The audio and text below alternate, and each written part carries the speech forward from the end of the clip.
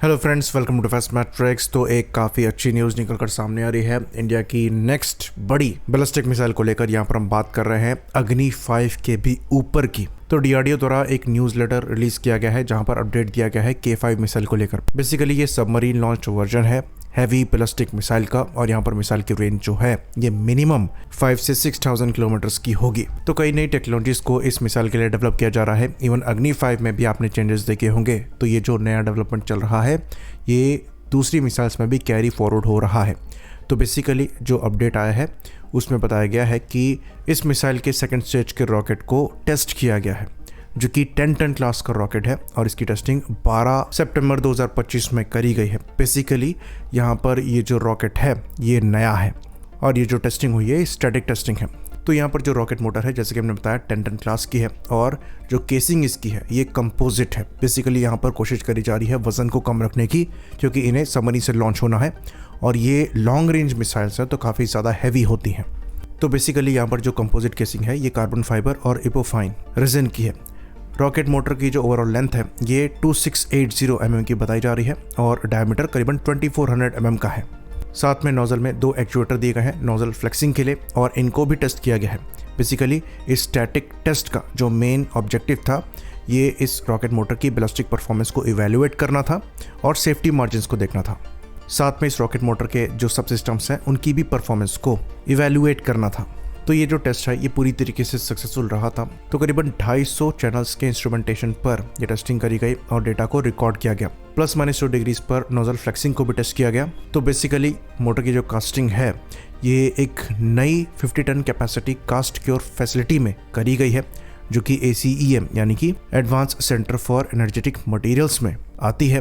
Again ये नासिक में है। तो बेसिकली यहाँ पर टेक्नोलॉजी प्रूव करी गई है। 10 टन कैपेसिटी की मोटर के साथ इस फैसिलिटी से 50 टन कैपेसिटी वाली मोटर को कास्ट किया जाना है, जो कि मोस्ट लाइकली इस मिसाइल की फर्स्ट स्टेज होगी। तो अपनी तरीके की ये पहली मोटर है, जो कि एक बड़ी चीज़ है, और ये डिस्कस होना चाहिए था पर न्यूज़ में इतना आया नहीं। तो बेसिकली ये टेक्नोलॉजी जो हमारी ऑलरेडी अवेलेबल बैलिस्टिक मिसाइल्स हैं उनकी परफॉर्मेंस को एनहेंस करेगी और रूम खोलेगी फर्दर लॉन्गर रेंज की बैलिस्टिक मिसाइल्स को डेवलप करने के लिए। इवन प्रोजेक्ट वेदा के अंतर्गत हम मिलिट्री रॉकेट्स को डेवलप करने वाले हैं, जो कि एक मिलिट्री सैटेलाइट लॉन्च व्हीकल होगा, और रिक्वायरमेंट के हिसाब से तुरंत ये सैटेलाइट्स को लॉन्च करने में सक्षम होगा। और ये 3 स्टेज का सॉलिड रॉकेट होगा।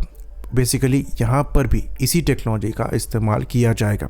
तो जैसा कि हम जानते हैं मिसाइल के मामले में इंडिया की प्रोग्रेस जो है ये काफ़ी ज़्यादा सराहनीय रही है, और हम बेहतर से बेहतर मिसाइल्स को डेवलप करते चले जा रहे हैं। साथ ही साथ इस फील्ड में जो नई टेक्नोलॉजीज़ हैं उनको भी मास्टर करते चले जा रहे हैं। अभी हमारे द्वारा हाइपरसोनिक पर काम किया ही जा रहा है। साथ ही साथ जो बैलिस्टिक मिसाइल्स हैं इनकी भी कैपेबिलिटी को हम इंक्रीज कर रहे हैं। तो ये जो K5 मिसाइल है रास्ता खोलेंगी अग्नि 6 के लिए। साथ ही साथ K4 मिसाइल पर एक एक्सटेंडेड रेंज कैपेबिलिटी प्रोवाइड कराएंगी, जहां पर K4 मिसाइल करीबन 3500 किलोमीटर की मैक्सिमम रेंज के साथ आती हैं। वहीं पर यहां पर आपको मैक्सिमम रेंज जैसे कि हमने बताया 5000 से 6000 किलोमीटर के ऊपर की मिलेगी। और ये मिसाइल्स आपकी S4 स्टार सबमरीन से भी लॉन्च होने में सक्षम होगी। साथ ही साथ मेनली ये S5 सबमरीन से लॉन्च होंगी, जो कि जैसा कि हम जानते हैं न्यूक्लियर बैलिस्टिक मिसाइल सबमरीन हैं हम जिस पर काम कर रहे हैं, और ये हमारी S4 क्लास से डिस्प्लेसमेंट में दुगनी सबमरीन्स होने वाली है, जहां पर डिस्प्लेसमेंट जो है ये 13,500 टन तक हो सकता है। साथ ही साथ ये बात भी हम आपको बता दें कि हम खाली K5 पर नहीं रुकेंगे,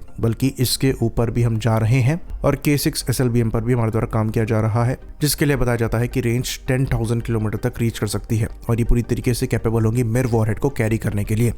तो ये चीज़ हम जानते हैं कि सेकंड स्ट्राइक की कैपेबिलिटी जो न्यूक्लियर बैलिस्टिक मिसाइल सबमरीन से मिलती है वो सबसे सेफ बेट मानी जाती है, और ज़्यादातर कंट्रीज जो हैं ये सेकंड स्ट्राइक के लिए इन्हीं पर रिलाय करती हैं। इसलिए हम यहाँ तक कहेंगे कि ये जो K5 मिसाइल होगी ये एक्चुअली अग्नि 5 से भी ज़्यादा इंपॉर्टेंट मिसाइल होने वाली है, जो कि अग्नि 5 के कैरेक्टरिस्टिक्स के साथ तो आएगी ही, साथ ही साथ उनसे भी ज़्यादा कैपेबल होगी, और वो भी ऐसी कन्फिगरेशन में जहाँ पर वजन और डायमेंशन दोनों कम होगा अग्नि 5 के कंपैरिजन में।